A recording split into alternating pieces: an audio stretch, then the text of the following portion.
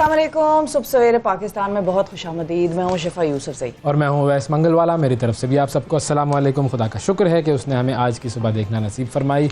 और आज की सुबह का आगाज़ हल्के बादलों से हो रहा है। हल्के बादलों से तो हो रहा है। वो कल बारिश भी हुई, कुछ आंधी वाला सिलसिला भी था बिल्कुल, और आज भी कुछ बारिश का इम्कान जो है वो यहाँ पर शहरे इक़्तिदार में मौजूद है। 26 तारीख तक और आंधियाँ तो वैसे ही इधर बड़ी आ रही हैं। तो होता ही है। इस नॉर्मल बातें हैं, ये नॉर्मल बातें हैं। कोई यूनिक बात करें, कोई नई बात करें जिससे लोग कहें अरे वाह वाह वाह, ये तो हमें पता ही नहीं था। बड़ा अरसा दरअसल अमन सुकून था ना, बड़े अरसे तक वो 80-90 की दहाई वाला मामला चला नहीं, तो इसलिए बस अब जब बड़े अरसे बाद आया है तो लगता है कि भाई ये तो दोबारा हम कहीं रिवर्स गियर लगाया हुआ है। हम रिवर्स गियर होता है, बहुत सारे कौमों की ज़िंदगी में रिवर्स गियर होता है। बहरहाल मैं आपको शेख सादी की एक बात बताता हूँ। अच्छा, शेख सादी जो है वो फरमाते हैं कि भाई कुछ सूफी बुजुर्ग थे, उन्होंने क्या किया कि उन्हें ज़रूरत पड़ी किसी चीज़ की, तो उन्होंने जाकर उधार लिया एक बनिए से।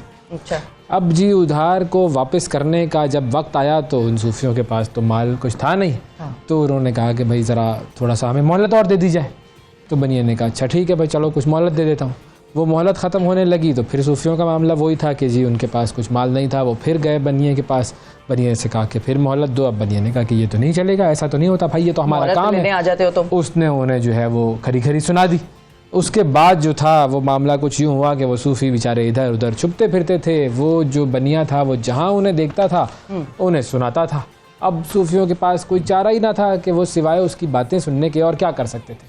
तो जब उनका सामना होता था वो उसकी बेचारे की मतलब बातें सुनते थे और मुंह छुपाते हुए यहाँ वहाँ हो जाते थे। अब ये जब सिलसिला बढ़ गया, पैसे देने के लिए है नहीं, वो बेचारा जो है वो बातें सुना रहा है उनको रोज़ाना की बुनियाद पर। इन्होंने सोचा अब क्या किया जाए। वो गए एक दानिश्वर के पास, एक दानिशमंद शख्स के पास जो वहीं पर रहता था। उससे कहा कि भाई ये मसला है, अब बताइए इस मसले का हल क्या किया जाए। तो उस दानिशमंद ने कहा कि देखो, जिस तरह तुम ये चाहते हो कि वो बनिया अपनी ज़ुबान पर काबू रखे, बिल्कुल वैसे ही तुम्हें असल में अपनी ख्वाहिशों पर काबू रखना चाहिए था। जो तुम्हारी ख्वाहिशें थी, तुमने उन ख्वाहिशों की तकमील के लिए उससे कर्ज लिया, उससे उधार लिया। वो ख्वाहिशें अगर तुम उस वक्त कंट्रोल कर लेते तो ना होती उधारी की प्रॉब्लम और ना वापसी का होता मसला। तो ख्वाहिशों को कंट्रोल करना सीखें, वरना ख्वाहिशें हमें कंट्रोल कर लेंगी और फिर मामला बढ़ जाता है। बिल्कुल, कैसा सही बात है। बिल्कुल, मैं तो सही बातें ही करता हूँ। मैं कौन सा कोई इस प्रोग्राम में आज तक मैंने कोई ऐसी वैसी बात की है? और क्या जी बिल्कुल। अब देखें, मैं जो अब आपको बताने वाला हूँ वो एक और ऐसी चीज़ है कि जिसको आप कहेंगे इसमें तो 100% सदाकत है। वो क्या? 60 सेकंड न्यूज़। बिल्कुल, आपको भी दिखाते हैं। आप भी कहिए कि इसमें 100% सदाकत है। ऑडियो लीक्स इंक्वायरी कमीशन ने अवाम से मालूमात की फराहमी के लिए पब्लिक नोटिस जारी कर दिया। जिसके पास भी ज़ेरे तफ्तीश ऑडियो लीक से मुताल्लिक मालूमात हों, कमीशन को फराहम करे। इस्लामाबाद पुलिस का साबिक वफाकी वज़ीर उमर अयूब के घर पर रात गए छापा। उमर अयूब घर पर नहीं मिले। शाह महमूद कुरैशी अडियाला जेल से रिहा होते ही दोबारा गिरफ्तार, पार्टी न छोड़ने का ऐलान। शीरी मज़ारी और फयाजुल हसन चौहान का पीटीआई छोड़ने का ऐलान। फयाज चौहान के इल्ज़ामात के सबूत मिल गए तो पीटीआई पर पाबंदी लग सकती है, खुर्रम दस्तगीर। सदर आरिफ अलवी ने इमरान खान की पीठ में छुरा घोंपा, फैसल वावडा का इल्ज़ाम। पाकिस्तान में सूरत हाल मॉनिटर कर रहे हैं, कानून का इतलाक सब पर होना चाहिए, अमरीकी महकमा खारजा। एशिया कप क्रिकेट, भारतीय बोर्ड पाकिस्तान के सामने घुटने टेकने पर मजबूर, टूर्नामेंट हाइब्रिड मॉडल के तहत खेलने पर रजामंद।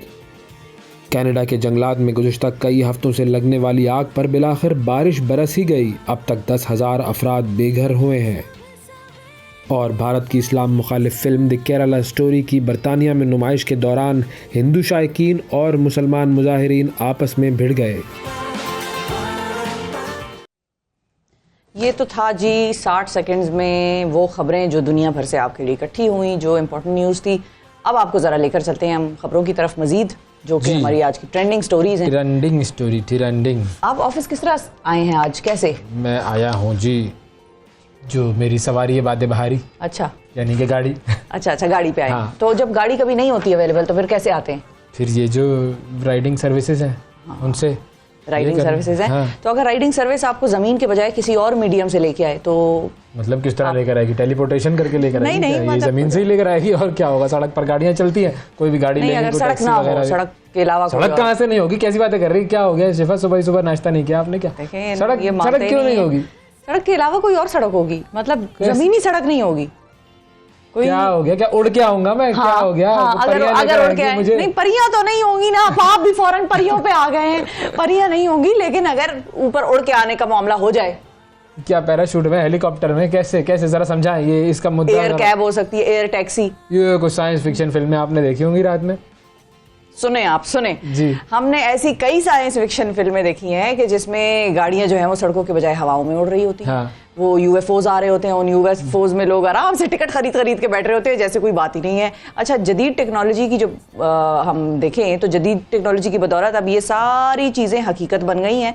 और जब मैं कहूँ कि कोई चीज़ उड़ के आएगी आपको लेकर ऑफिस, तो इसमें कोई अचंभे की बात नहीं है। सबसे अहम बात यह है कि पाकिस्तान में भी इस किस्म की डेवलपमेंट्स जो हैं देखी जा रही हैं, और पाकिस्तान अब उन ममालिक में शामिल हो गया है जहाँ उड़ने वाली टैक्सियों का सिलसिला शुरू हो रहा है। अच्छा, उड़ने वाली टैक्सियां। हाँ, उड़ने वाली टैक्सियां, और कराची से इनका आगाज हो रहा है। कराची में कराची में अक्सर ना पुलों के नीचे, अक्सर पुलों के नीचे लोग बैठे हुए होते हैं, वो जहाज बना रहे होते हैं। कौन सा जहाज? बस छोड़ दें इसको, ये कराची वाले समझ जाएंगे। आप बताएं क्या है कराची में, क्या हुआ है? बिल्कुल, कराची में हुआ ये है कि जो जहाँ एयरपोर्ट है ना, उस एयरपोर्ट के करीब सिविल एविएशन का दफ्तर है, ठीक और है, उधर दफ्तर में ये मुआहिदा जो है वो उस पर दस्तखत हुए हैं। इस मुनफरिद टैक्सी सर्विस की एक ऐप जो है उसके जरिए बुकिंग कराई जा सकेगी। छोटे से एयरक्राफ्ट जैसी ये टैक्सी होगी, एक छोटी सी नन्ही मुन्नी सी, और ये बेसिकली 160 किलोमीटर फी घंटे की रफ्तार से सफ़र कर सकेगी हवा अच्छा। में, और 2000 किलोमीटर की रेंज में ये काम करेगी।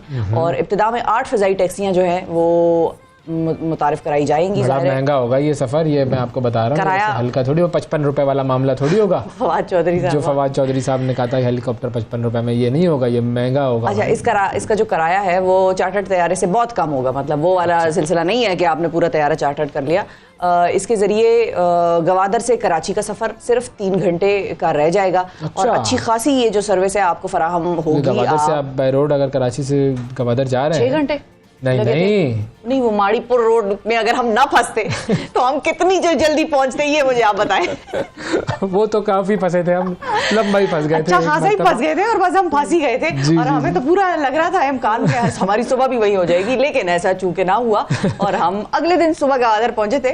लेकिन वैसे कराची टू गवादर अगर ये आप इधर उधर ना फंसे ट्रैफिक में, तो वो कितना लंबा वो सफर होगा? तकरीबन जो है ये आता है कोई तकरीबन 8 से 10 घंटे के दरमियान का मामला अच्छा होता है। खासा लंबा। जी, तो अब ये 3 घंटे में हो जाएगा तो अच्छा है, लेकिन ये महंगी महंगी चीज़ें। आप मुझे इस तरह की आइडिया मत दिया करें मुझे। आप मुझे कल कह रही थी लाख रुपए का बर्गर खा लो, करोड़ रुपए की क्या वो स्पेस की शादी कर नहीं, मैंने कभी नहीं कहा ये इनको। मैंने ये मशवरा भाई कभी नहीं दिया कि शादी कर लो, वादी कर लो। करोड़ रुपए का मशवरा था। हाँ, बस करोड़ों का मशवरा था। अब उसमें वो शादी करे या वो जो भी करे, इसमें वो अपना जाती फैसला खुद अब करते आज हैं। आप ये टैक्सी ले आई हैं कि टैक्सी में बैठ जाओ, उड़ने वाली टैक्सी में।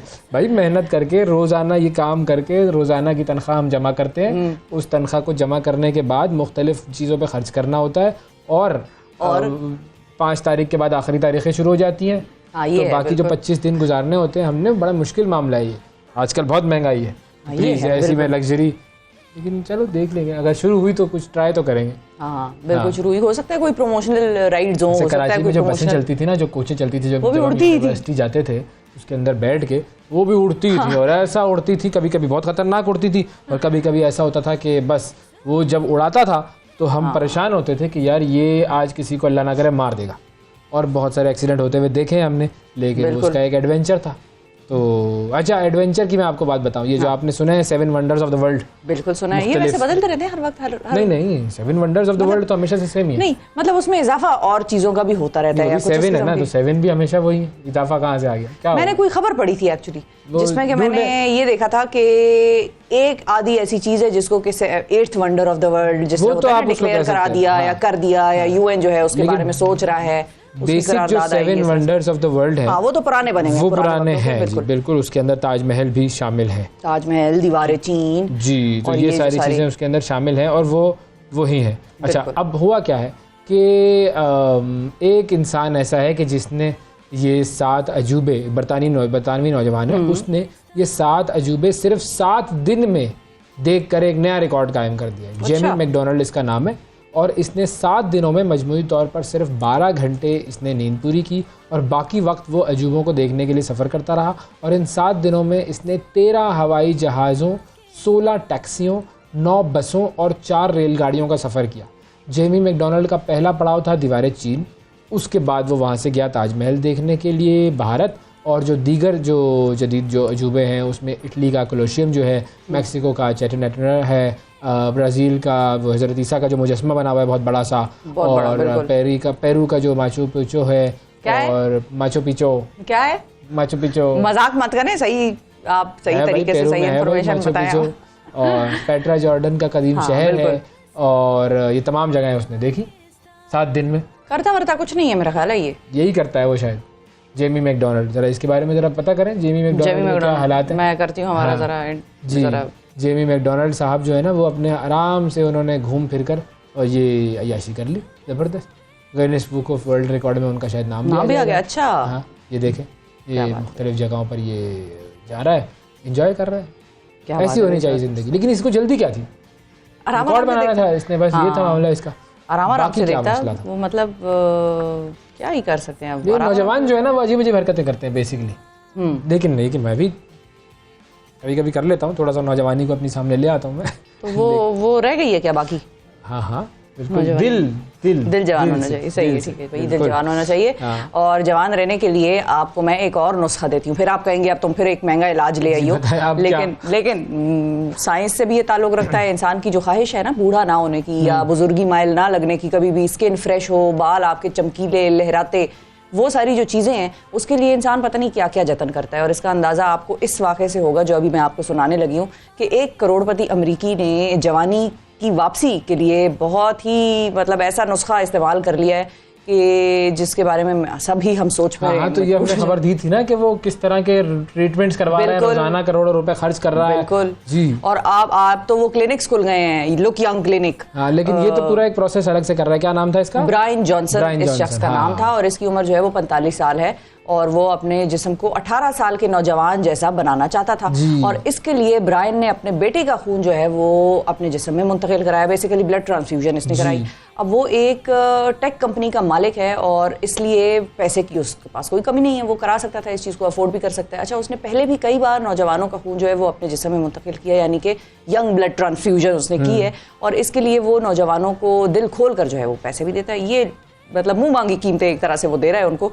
और इसका दावा है कि वो उम्र को वापस ले जाने की कुंजी हासिल करने के बड़ा ही करीब पहुंच चुका है, और जवानी लौटाने के लिए उसने तकरीबन 20 लाख अमेरिकी डॉलर मुख्तस किए हुए हैं कि जो वो उसने इस पर खर्च करने हैं, जो कि पाकिस्तानी रुपए में 57 करोड़ रुपए बनते हैं बाय द वे। और डॉक्टर्स ने जब उसके टेस्ट्स लिए और ज़ाहिर सैंपल्स लिए तो मालूम हुआ कि उसके दिल की उम्र जो है वो 37 बरस की, जिसको कहते हैं ना कि 37 बरस हो गई है, जिल्द की उम्र उसकी 28 बरस, और फेफड़ों की जो उम्र है वो 18 साल जैसी हो चुकी है। तो ये डॉक्टर्स ने उसके बारे में वो क्या करेगा भाई इतने अरसा जिंदा रह के, मेरे दोस्त क्या करोगे? आप इतने मायूस क्यों हैं जिंदगी नहीं से? मतलब एक उम्र होती है, इंसान जब इस दुनिया में उसको मरने से डर लगता होगा, खत्म होता है, फिर जाता है। उसको मरने से डर लगता होगा, वो सोचता होगा मेरे बाद दुनिया क्या करेगी। हाँ, मेरे बाद क्या होगा दुनिया का, ये बड़ी टेंशन होगी उसके लिए। या वो मतलब ये सोचता होगा दुनिया में बड़े बड़े लोग आए, बड़े बड़े लोग आए और चले गए, और दुनिया चल रही है। नहीं, वो सोचता होगा ना मैं मर के क्या करूंगा। वैसे ये ब्लड ट्रांसफ्यूजन जो ये यंग वाला सिलसिला है, ये अच्छा ये कोई बड़ी नई वो नहीं है जो कहते हैं ना कि ट्रीटमेंट, ये नई ट्रीटमेंट नहीं है। खवातीन को तो वैसे बहुत ज्यादा आजकल इन चीज़ों का पता है, क्योंकि डर्मा की जो फील्ड है वो भी बहुत ज्यादा PRP, बिल्कुल। तो उसमें तो खैर आपका अपना खून होता है, और प्लेटलेट रिच प्लाज्मा जिसको हम कहते हैं, वो प्लाज्मा बेसिकली आपकी स्किन में जब वो जाता है तो वो आपको ग्लो देता है, रेडियंस देता है, ऐसा कहना है डॉक्टर्स का। मुझे एग्जैक्टली बहुत पक्की इसकी हथवी राय मैं इस पर नहीं दे सकती, लेकिन कहना है कि भाई वो आपकी स्किन में जाके कोलेजन जो है वो प्रोड्यूस करता है। अच्छा, हल्का सा अगर आप अपनी स्किन को प्रिक करें या अगर आप अपनी स्किन को हल्का सा जलाएं तो उसके नीचे से क्या स्किन निकलती है, नए सेल्स बनते हैं, नई स्किन की लेयर आती है, और बेसिकली वो बेबी स्किन जिसको कहते हैं ना, बेबी सॉफ्ट स्किन, उस तरह की चीज होती है। तो वो आपको कोई भी जख्म लगे या आपकी स्किन जले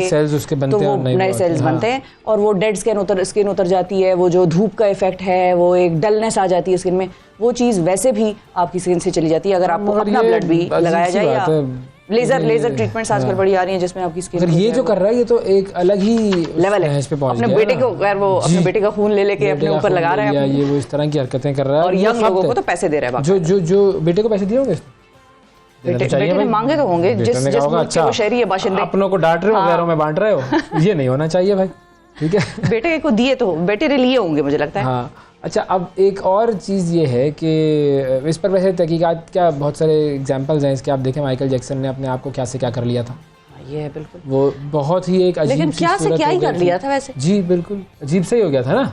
तो इस तरीके से जब आप नेचुरल से हटने की कोशिश करते हैं तो कुदरत, खुदा की जो कुदरत है जिससे वो उसने आपको बनाया है, वो उसके साथ आप खिलवाड़ करेंगे तो मामले गड़बड़े होंगे। एक नई तहकीक आई है, उसके बारे में बताता हूँ मैं आपको। वो क्या है? और वो हमें नहीं तो जो मैं कोई खबरदार पुरानी हैं- तहकीक के बारे में अभी आपको नहीं, बता रही आपने थी, तो बहुत- बस क्लेम्स देख लें आप। आपने अवैस कहा था ना ये पुरानी चीजें ब्लड रिलेटेड ये सारी होती रहती थी। ये मतलब थोड़ा सा कॉन्सेप्ट हल्का सा, अब बोले हल्का सा पुराना है। देखिए I am an honest person, मतलब मैं थोड़ा सा पुराना है, हल्का सा बस अभी फिर इस्तेमाल मेरा हो रहा जुमला है। सही था इसका मतलब है। ठीक है चलें ठीक है चलें। लूज बॉल खेल दिए उन्होंने नाज़रीन। अच्छा जी, एक नई तहकीक है वो मैं आपको बताता हूँ और ये हमें भी खबरदार होने की ज़रूरत है। हाँ। वेपिंग करने वाले बच्चों की तादाद में 50% तक इजाफा हुआ है। इसमें पाबंदियां भी लग रही हैं। जी, ये जो वेपिंग का जो सिलसिला चला हुआ है ना, वो अजीब सी एक मशीन सी आ गई है, उसको आप जो है वो पीते रहते हैं और उससे धुआं निकलता रहता है। बरतानिया में हासिल किया जाने वाला जो डेटा है उसमें यह बताया गया है कि 11 से 17 साल के बच्चों में वेपिंग आजमाने वालों में इजाफा हुआ है। गुज़िश्ता बरस जो तादाद 7.7% थी, इस साल वो 11.6% तक पहुंच गई है और 2014 में ये तादाद तकरीबन 5.6% थी। तो 2014 से अगर आप कंपेयर करें तो ये डबल हो चुकी है तादाद। इस पर जो माहिरीन हैं वो ख़तरे की घंटी बजा रहे हैं। आप कह रहे हैं कि ये हुकूमत को चाहिए कि वो बच्चों में वेप की फ़रोख्त के खिलाफ क्रैकडाउन करे, पाबंदियाँ लगाएं और हमें भी यहाँ पर देखना चाहिए। हमारे यहाँ पर भी बड़ा इन हो गया भाई, दुकानें वुकानें खुली हुई हैं, फुल भाई कलरफुल से वो लगे हुए होते हैं उसके ऊपर, पूरा वो यो माहौल जिसको कहते हैं, माहौल बनाया हुआ कलर होता है। लाइट्स और नियॉन लाइट्स और हाँ और ये सब मामला चल रहा है। हमारे तो खैर क्या क्या नहीं चल रहा, हमने तो गुटखे पर पाबंदी लगाई हुई है, तंबाकू पर पाबंदी है, बहुत सारी इस तरह की, लेकिन कोई चीज़ इंप्लीमेंट नहीं होती। बिल्कुल वो चीज़ें क्या बिक कहूँ रही मैं हैं आप लोगों को, क्या कहूँ मैं, कुछ नहीं हो सकता भाई, छोड़ो, मेरा तो दिल ही टूट गया। दिल मत तोड़ाएं। कोई शायरी वायरी का कुछ मजमुआ, कुछ कोई शायरी, कुछ हाँ कुछ इस तरफ आ जाए, मतलब दिल ना तोड़वाएं। नहीं भाई नहीं, छोड़ो।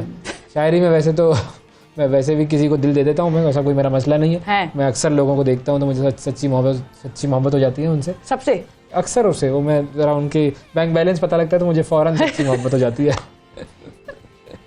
खैर दिल की मैं आपसे बात करूं ज़रा। हाँ बताएं। मतलब आपसे नहीं, आपको खबर सुनाओ एक दिल की कि एक बरतानवी खातून है, वो शीशे के फ्रेम में पड़ा हुआ अपना ही दिल देखने के लिए पहुंच गई।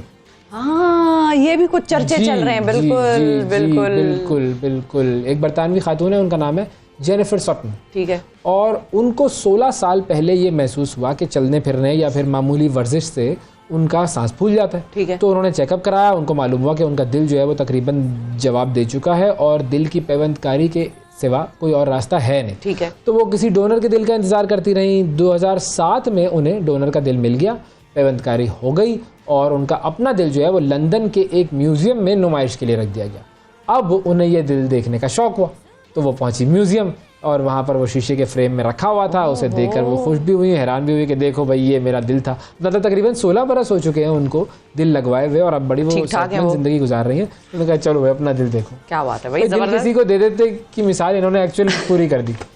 वो जिन साहब ने इनको, जिन्होंने भी इसको डोनेट किया दिल, तो उन्होंने भी दे दिया। ये मैंने आपको तो ये उन्हीं की तरह दिल का सोचती होंगी, मामला करती होंगी। पता नहीं, मतलब सोचना पड़ेगा, ये इसके ऊपर तहकीक होनी चाहिए। मतलब ये तो मतलब जब आप किसी का कोई दिल या दिमाग जैसा ऐसा ऑर्गन जो है वो उसमें कोई पेवंदकारी या कोई लेन देन का नेमो बदल का मामला करते हैं तो फिर क्या आप वैसे ही सोचने लग जाते हैं? या अब मिसाल के तौर पे उस आदमी को किसी से मोहब्बत हो और ये खातून उस शख्स को देखें और ये भी मोहब्बत में गिरफ्तार हो जाए, ये तो अजीब सी बात हो गई भाई। देखें वो एक फिल्में भी वैसे इसमें बनी है।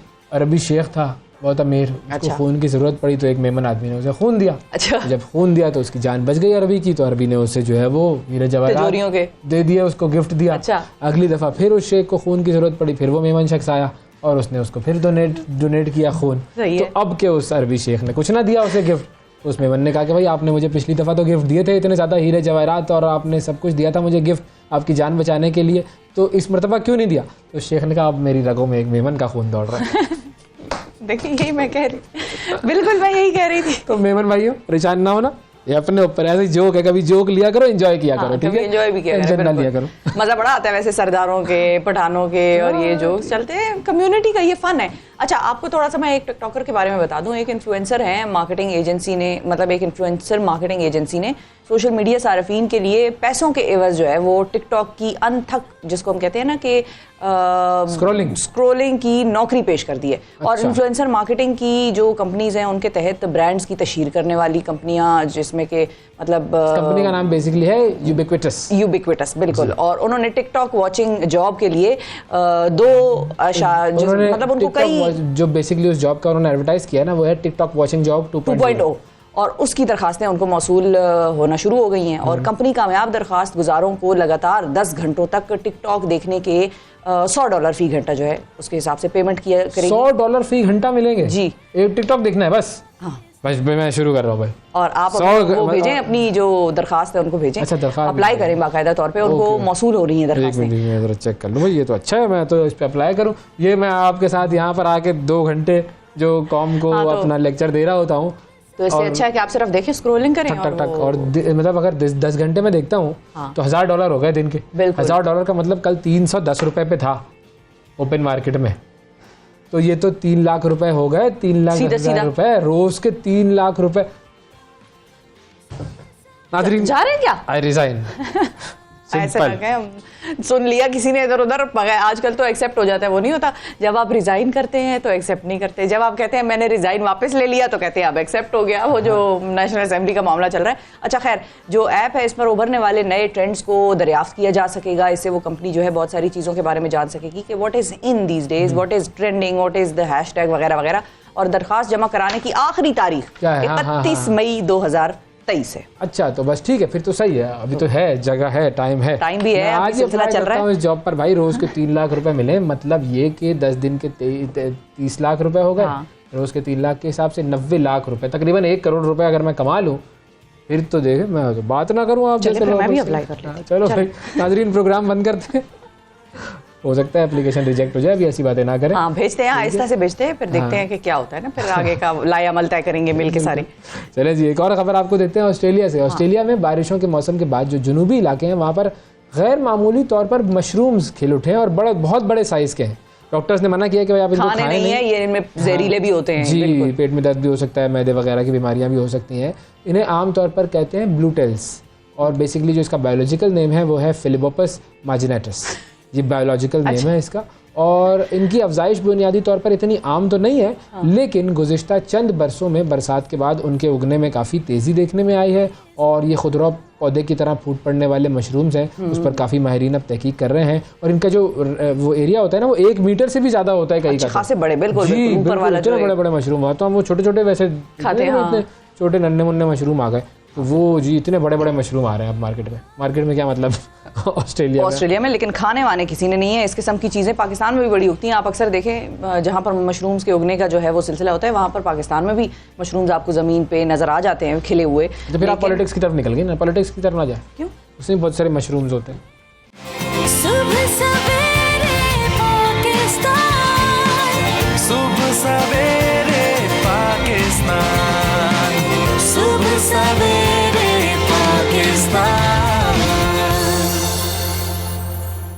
वेलकम बैक जी, सुबह सवेरे पाकिस्तान में एक मरतबा फिर खुशामदीद। 25 मई को हुकूमत पाकिस्तान ने और पाकिस्तान की अफवाज ने यौम तकरीम शुहदा मनाने का ऐलान किया है। और ज़ाहिर है बड़ी अहम बात है पाकिस्तान के लिए। जिन लोगों ने अपनी जानों की कुर्बानियाँ दी हैं उन्हें हमें याद रखना चाहिए।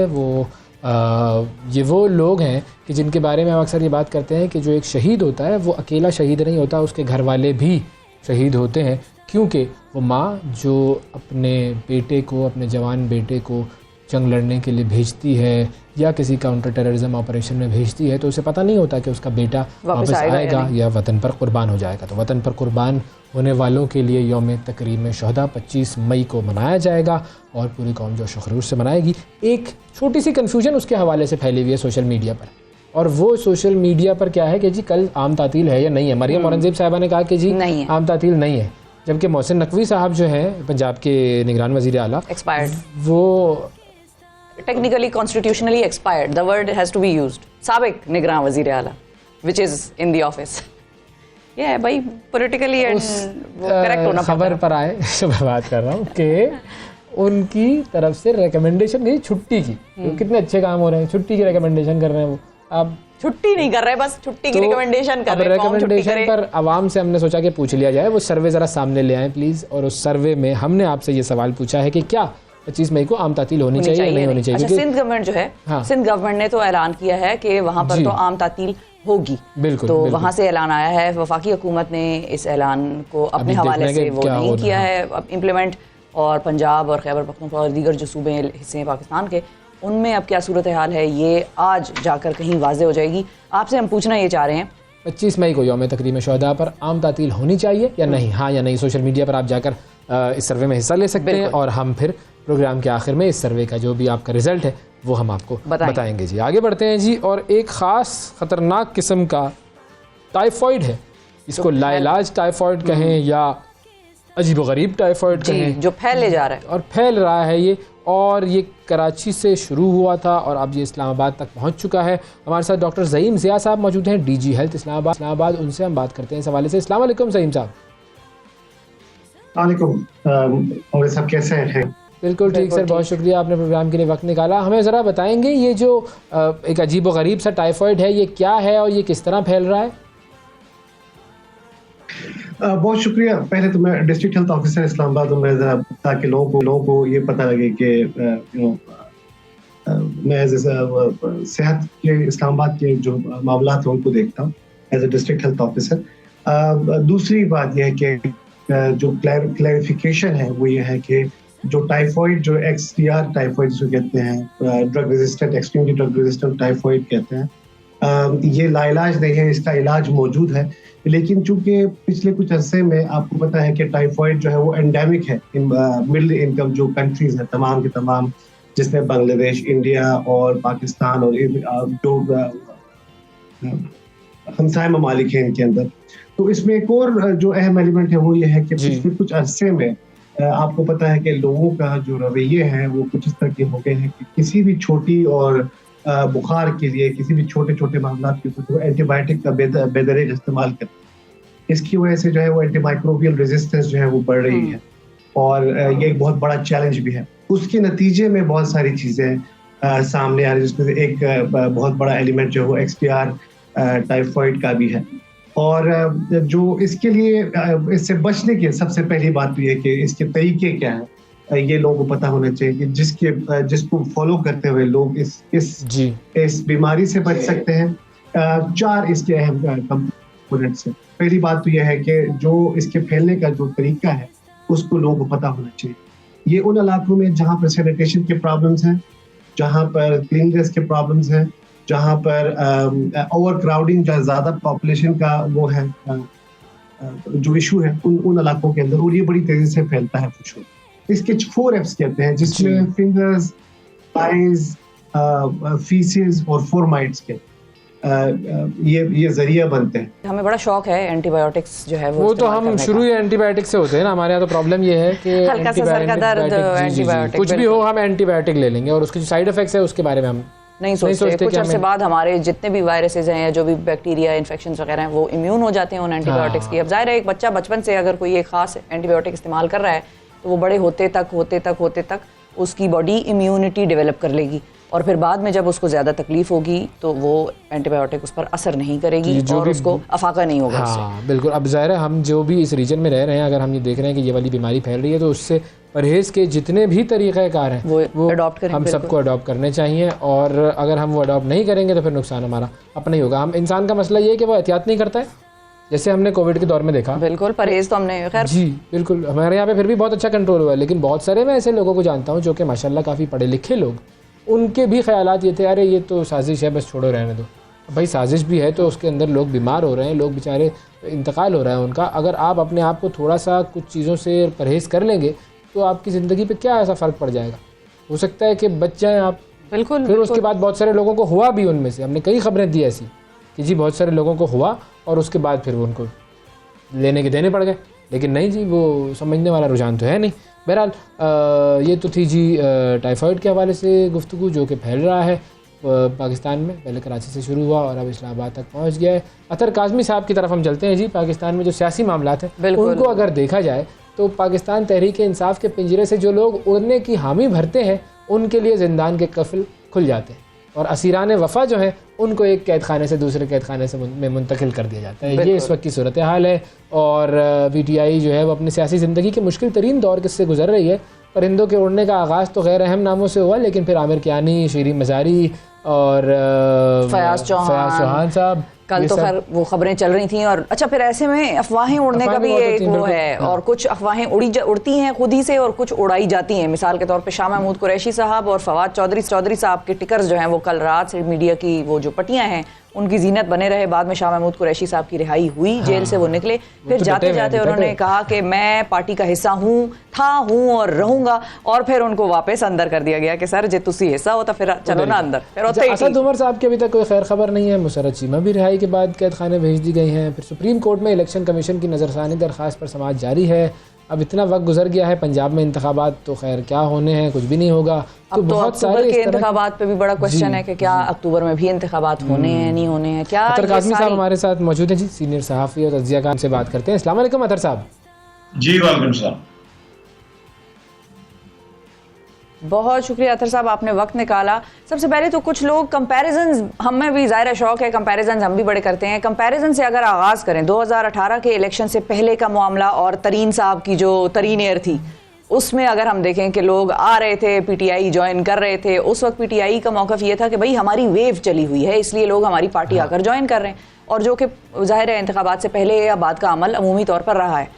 अब इंतखाबात से पहले PTI के लोगों का ऐसे टूट कर बिखरना और किसी का कहना कि हम सियासत में रहेंगे या कोई कहेगा हम सियासत ही नहीं करते, क्या इसको हम प्री पोल मैनेजमेंट कहेंगे या हम कहेंगे कि अब फिजा या वेव जो है वो PTI की नहीं रही है इसलिए ये लोग कूच कर रहे हैं PTI से? देखिए 2018 के इंतखाबात से पहले आप देखें PTI के जलसे देखें, बड़े बड़े जलसे कर रहे थे, हर तरफ उनकी वेव थी। उस जमाने में जो इस्टेब्लिशमेंट थी, ये कहा जाता है कि PTI को सपोर्ट भी हासिल थी उसकी, उससे भी आप इनकार नहीं कर सकते। लेकिन खान साहब की एक वेव थी, बड़े बड़े जलसे थे। इस वक्त जो हुक्मरान इत्तेहाद है उनकी हालत ये है कि ये 13-14 जमातें मिल के भी इंतखाबात में जाने की पोजीशन में नहीं है। ये एक जलसा नहीं कर सकते मीनारे पाकिस्तान पे ये सारे मिल के, तो अभी कोई लोग इनकी तरफ क्यों जाएंगे? और इसी वजह से आप देख रहे हैं कि जो लोग पाकिस्तान तहरीक इंसाफ को छोड़ रहे हैं उनको गिरफ्तार किया जाता है, रिहा किया जाता है, फिर गिरफ्तार किया जाता है, बार बार गिरफ्तारियां होती हैं और फिर कैद में वो एक आज़ादाना फैसला करते हैं कि हमने पाकिस्तान तहरीक इंसाफ को छोड़ना है। लेकिन छोड़ने के बाद वो किसी और तरफ नहीं जाते, इसलिए कि उनको पता है कि वेव अभी भी इमरान खान की है, पब्लिक बैकलैश आएगा। वो कहते हैं जी सियासत छोड़ देंगे पर किसी और जमात में नहीं जाएंगे। तो लगता है तो बिल्कुल ऐसे ही है कि जैसे लोगों के ऊपर दबाव डाला जा रहा है। कल जो शीरीन मज़ारी साहिबा की प्रेस कॉन्फ्रेंस थी वो आपने भी सुनी, तो वो सब कुछ सामने जाहिर है। जी जी, अच्छा एक जैसे फयाजुल हसन चौहान साहब की बात करें तो उनकी जो प्रेस कॉन्फ्रेंस थी उसके अंदर उन्होंने एक बात की, उन्होंने कहा कि जी मैं तो खुद लाइन लगाया हुआ था, मुझे गिरफ्तार किया गया, मुझ पे तशद्दुद किया गया, मेरा घर तोड़ा गया, लेकिन इमरान खान साहब ने एक ट्वीट भी नहीं किया। तो इमरान खान साहब भी अपने कुछ लोगों से जब दूर होते हैं तो वो ऐसे दूर हो जाते हैं कि उनका पता ही नहीं होता उनको कि भाई ये भी जिंदा है इंसान, ये भी था कभी मेरे साथ। तो ये ऐसे नाराज लोग भी तो होंगे ना? हाँ देखिए, इमरान खान ने ट्वीट नहीं किया, कितने जालिम हैं। चौहान साहब को तो टैग करके ट्वीट करना चाहिए था, हेलो चौहान। मसला ये है कि चौहान साहब की बातें सुन के ऐसे लग रहा था कि इमरान खान ने असल दुश्मनी तो की चौहान साहब से है, PDM और नवाज शरीफ वगैरह तो वैसे ही गिले शिकवे था। तो मैं तो हैरान हूँ कि इतना अरसा वो जमात में रहे किस तरह इन तमाम तर मजालिम के बावजूद। बिल्कुल नजर आ रहा है कि उनकी भी गिरफ्तारी हुई और गिरफ्तारी के बाद अगेन उन्होंने अपना एक आज़ादाना फैसला किया। तो पूरी कौम को इन आज़ाद फैसलों का, इस जमहूरियत का, ये जो बिलावल और मरियम बीबी की जमहूरियत का चेहरा जो कल शीरीन मज़ारी साहिबा की प्रेस कॉन्फ्रेंस में कौम ने देखा, मेरे ख्याल में इसका एहतराम करना चाहिए हम सबको।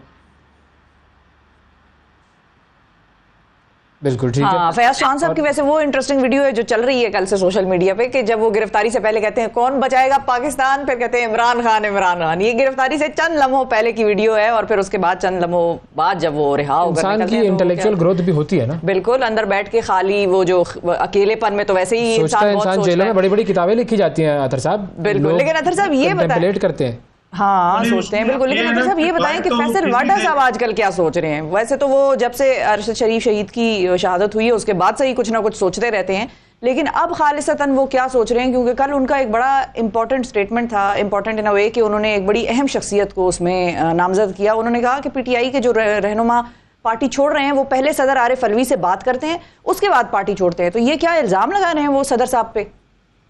सॉरी, ये किसने कहा शिफा? फैसल वाडा साहब ने सर।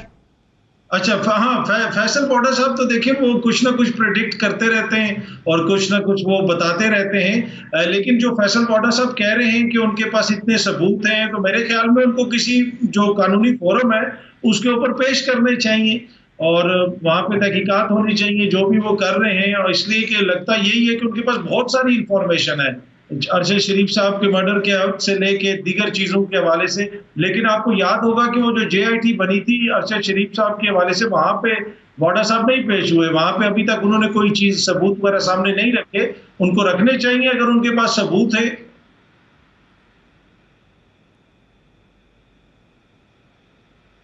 जी बिल्कुल ऐसा ही है, उनको सबूत अपने जो है वो सामने लाने चाहिए, बजाय इसके कि वो सबूत जो है वो अपने पास लेकर बैठ जाएं। अच्छा, इस्लामाबाद हाई कोर्ट ने असद उमर साहब को फौरी तौर पर रिहा करने का हुक्म दे दिया। ये ताज़ा खबर आई है, तो मैंने सोचा ये बता दी जाए, क्योंकि असद उमर साहब का कुछ पता नहीं था कि वो कहाँ पर था। वो बेसिकली अडयाला में कहा जा रहा है खबरों के और सोर्सेज के मुताबिक कि अडयाला में उनको रखा हुआ है।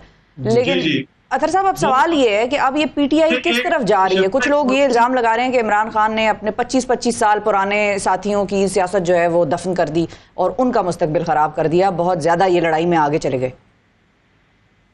देखिए, पहली बात तो ये है कि जिस तरह अभी बता रहे थे अवैस के असद उमर साहब को रिहाई का हुक्म है, तो अपनी टीम को कहें कि टिकर अभी से तैयार कर लें कि असद उमर को दोबारा गिरफ्तार कर लिया गया, ताकि वो बाद में उनको मसला ना हो। जहां तक ये ताल्लुक है कि खान साहब ने सियासत दफन कर दी, देखिए आपकी खान साहब की सियासत के ऊपर तनकीद कर सकते हैं, उनके ऊपर बहुत सारे उनके ऐसे फैसले हैं जिनको आप कह सकते हैं शायद वो वक्त के हवाले से मुनासिब नहीं थे, लेकिन सियासत देखिए अवाम दफन करती है, ऐसे कोई किसी की सियासत खत्म नहीं होती। जिनकी सियासत दफन हुई भी है वो 13-14 बंदे बैठ के पार्लियामेंट में सारी जमातें बैठ के भी इंतखाबात में जाने की पोजीशन में नहीं है। तो सियासत उसी दिन दफन होगी जिस दिन पाकिस्तान की अवाम ये फैसला कर लेंगे। अभी जो कुछ हो रहा है, क्या ये आपको सियासत लग रही है जिस तरीके से लोग छोड़ रहे हैं? तो मेरे ख्याल में सियासत का फैसला तो इलेक्शन डे वाले दिन होगा। यानी कि कम बैक इमरान खान साहब का हो सकता है, लेकिन वही बात मैं कि इलेक्शन होगा कब, जब होगा तब। अभी तो निगरान हुकूमतें ऐसी बैठी हैं जैसे अगले 5 साल के लिए मुंतखब होके आई हैं, इलेक्शन तो नहीं होते नजर आ रहे। जी जी, लगता तो ऐसा ही है, लेकिन आखिर कब तक? कभी ना कभी तो करवाने पड़ेंगे निगरान हुकूमतों को भी, कभी ना कभी तो जाना ही पड़ेगा ना। तो इलेक्शंस होंगे तो ये चीजें क्लियर होंगी और शायद कोशिश भी ये है कि उससे पहले इमरान खान की वेव टूट जाए, इमरान खान की सपोर्ट में कमी आ जाए, तो फिर इलेक्शन करवाए जाए, इसका इंतजार किया जा रहा है। लेकिन अब ये भी कहा जा रहा है कि हो सकता है कि बजट के बाद इलेक्शंस का अनाउंस कर दिया जाए, क्योंकि महसूस किया जा रहा है कि इमरान खान की पार्टी कमजोर हो रही है। बहुत शुक्रिया अदा करेंगे जी अतहर काज़मी साहब हमारे साथ मौजूद थे। नाजरीन, वक्फा लेते हैं, वक्फे के बाद दोबारा हाजिर होंगे। सुबह सवेरे पाकिस्तान, सुबह सवेरे पाकिस्तान, सुबह सवेरे पाकिस्तान।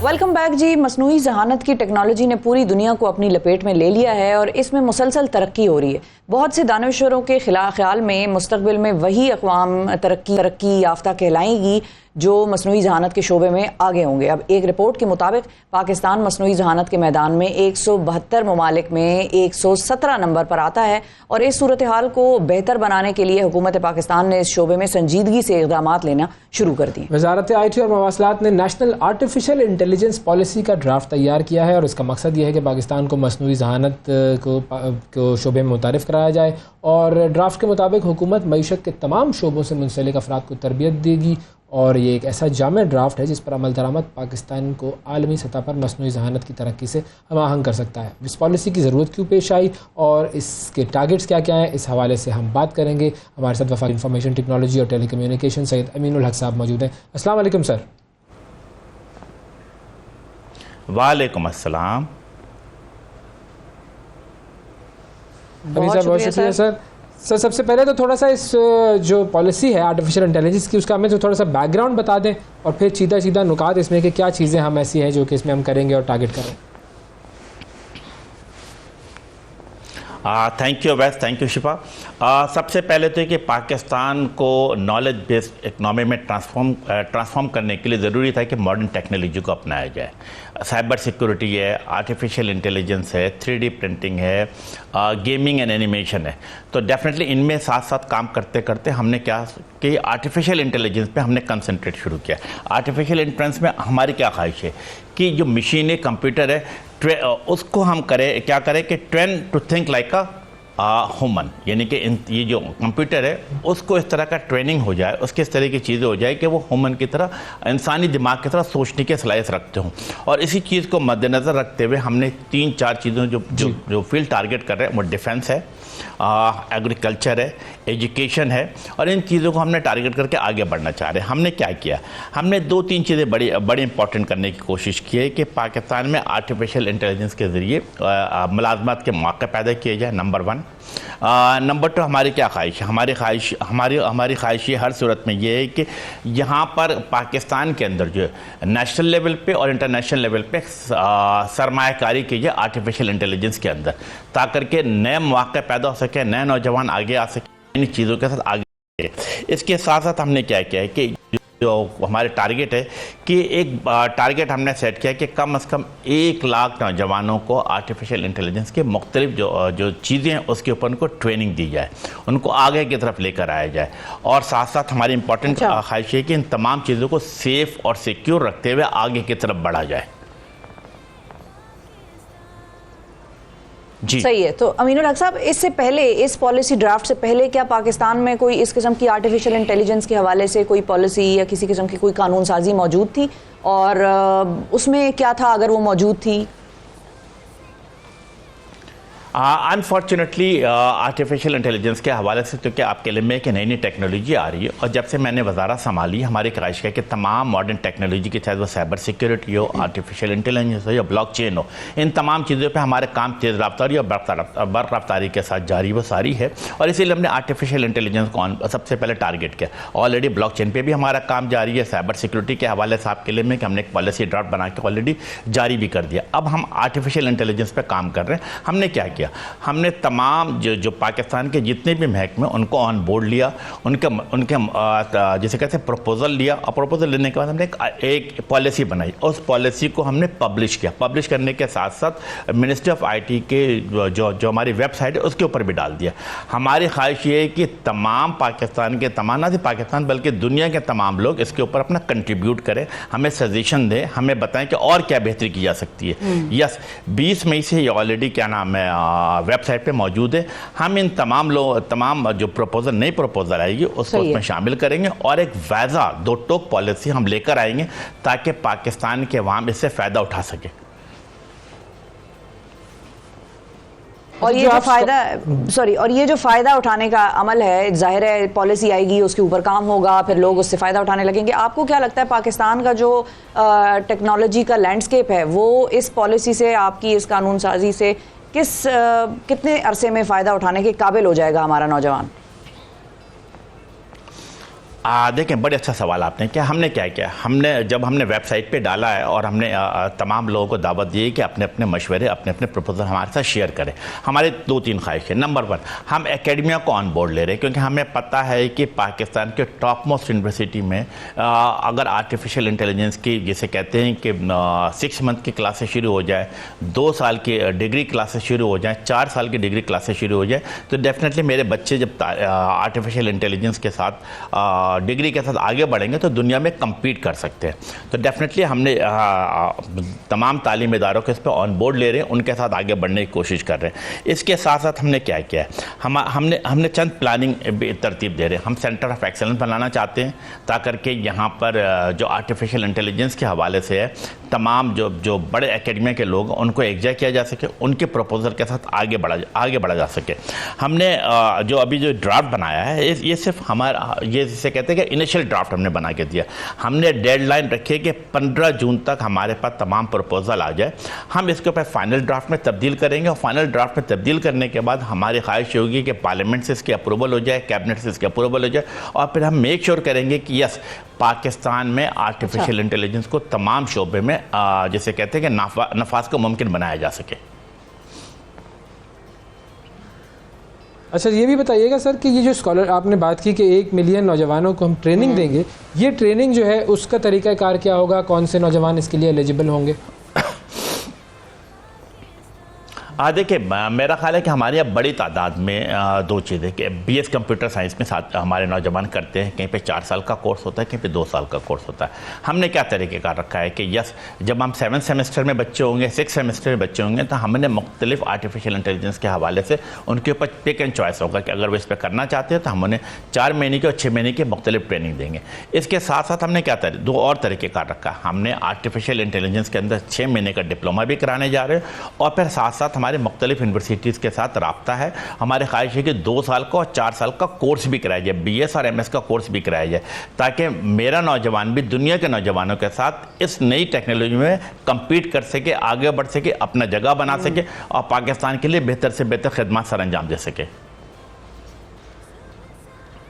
बिल्कुल सही। अच्छा सर, आयशा गौस पाशा साहिबा ने कुछ दिन पहले एक बयान दिया था जिसमें उन्होंने कहा था कि पाकिस्तान में क्रिप्टो करेंसी कभी भी उसके ऊपर से पाबंदी नहीं हटेगी, हमेशा पाबंदी रहेगी। अब जब हम बात करते हैं ब्लॉकचेन की, तो उसका एक बहुत अहम कंपोनेंट है क्रिप्टो करेंसी और सारी दुनिया में उसके ऊपर काम हो भी रहा है और मुख्तलिफ ममालिक उससे जो है वो फ़ायदा उठा रहे हैं, तो हम उस तरफ क्यों नहीं जा पा रहे? वैसे क्रिप्टो करेंसी पे थोड़ी सी वर्किंग हमारी मिनिस्ट्री ने भी की थी आज से 2 साल पहले, बट अनफॉर्चुनेटली कोई जैसे कहते हैं कॉन्क्रीट रिजल्ट हमें मिल नहीं पाया। और फिर ये जो सूरत हाल हमने पिछले 2, 2.5, 3 सालों में देखा है कि आपने देखिए बड़ी फ्लक्चुएशन है। फ्लक्चुएशन का मतलब ये कि कभी बहुत तेज़ी से वो पीक पे जाता, फिर हमें ये मैसेज मिलता है कि यहाँ पे कहीं ना कहीं पे फ्रॉड भी मौजूद है।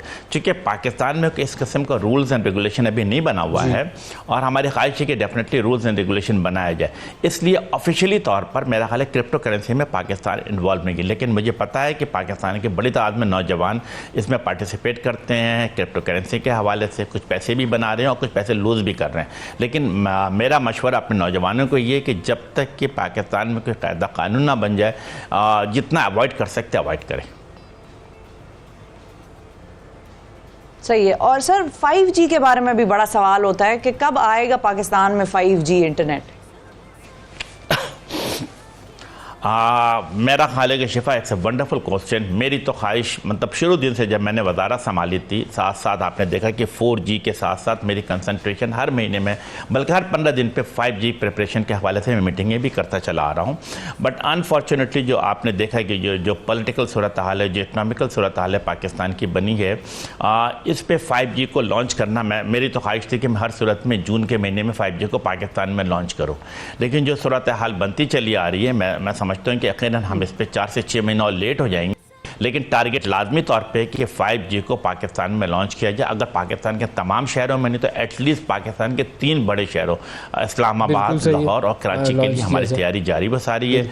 हमने मुख्तलिफ टेलकॉस कंपनी को ऑन बोर्ड लिया हुआ है। बिलखसूस मैं समझता हूँ कि हमारे साथ जोंग ऑन बोर्ड है। जैज से भी मैं बात करूँगा कि अगर सूरत हाल बेहतर होती है तो यस पाकिस्तान में कुछ इलाकों में, कुछ शहरों में 5G को लॉन्च कर दिया जाए। बिल्कुल सर, कराची की बात तो करें, पहले तो वहाँ तो मेयर तो लॉन्च हो जाए सर, मेयर नहीं लॉन्च हो रहा आप। वैस आपको अंदाज़ा है कि कराची के साथ हमेशा सौतेली माँ का सलूक किया जाता है। आप सब ने देखा कि जब जनवरी में इलेक्शन हो रहा था तो MKM पाकिस्तान के क्या पॉइंट है, MKM पाकिस्तान ने कहा था कि कराची करोड़ों आदमियों का शहर है, इसकी डिलिमिटेशन को बेहतर से बेहतर किया जाए। हमारी बात शुरू में नहीं सुनी गई, लेकिन अब फाइनली मेरा ख्याल है कि जब इलेक्शन हो गया और जब MKM ने इलेक्शन का बायकाट किया और अब सब ने देखा कि हार्डली रिजल्ट 6%, 7% से ऊपर नहीं गया। इसके बावजूद बाद में सिंध गवर्नमेंट का एहसास हुआ और आपने देखा कि तकरीबन 53 सीटें उन्होंने इजाफा किया। हमारी ख्वाहिश शुरू से थी कि आप सीटों का इजाफा करें, कराची के तमाम इलाकों को उसमें शामिल करें, इससे उनकी परसेंट ऑफ पार्टिसिपेशन में इजाफा होता है। लेकिन एनीवे मैं समझता हूँ कि अब जो भी हुकूमत, जो भी लोकल गवर्नमेंट इलेक्शन आती है, शहर की बेहतरी के लिए, अवाम की बेहतरी के लिए काम करें। MKM के पास आगे मौके मौजूद हैं। आइंदा सूबाई असम्बली का इलेक्शन होने जा रहा है, कौमी असम्बली का इलेक्शन होने जा रहा है। MKM फुल स्विंग के साथ उसमें पार्टिसिपेट करेगी और साबित करेगी कि यस, अर्बन सिंध जो है MKM से बिलोंग करता है। कौमी असेंबली का इलेक्शन कब होने जा रहा है सर? ये तो आपने खबर ही दे दी हमें। देखें, as a political worker, as a political party, मेरी क्या ख्वाहिश है कि हर सूरत में 14 या 15 अगस्त मेरा ख्याल लास्ट डेट है कौमी असम्बली की, जिस 5 साल मुकम्मल होने पे। और जमहूरी तरीके कार भी अवैध और शिफ्र यही है कि असम्बली अपने 5 साल का टेन्योर मुकम्मल करे। 5 साल के बाद आप अपनी कारकर्दगी की बुनियाद पर अवाम के दरमियान जाए। अवाम जिसके भी हक़ में वोट देती है, जिसके साथ खड़ी होती है, जिस पार्टी का MKM हो, पीपल्स पार्टी हो, PTI हो, पाकिस्तान मुस्लिम लीग नून हो, जमात इस्लामी हो, बैलेट से जिसका वोट बरामद होता है, उसका हक़ बनता है कि हुकूमत सादी करे। आई होप कि आने वाला इलेक्शन जो है अक्टूबर या नवंबर में होगा और इस पर मेरा ख्याल तमाम सियासी पार्टी पार्टिसिपेट करेंगी।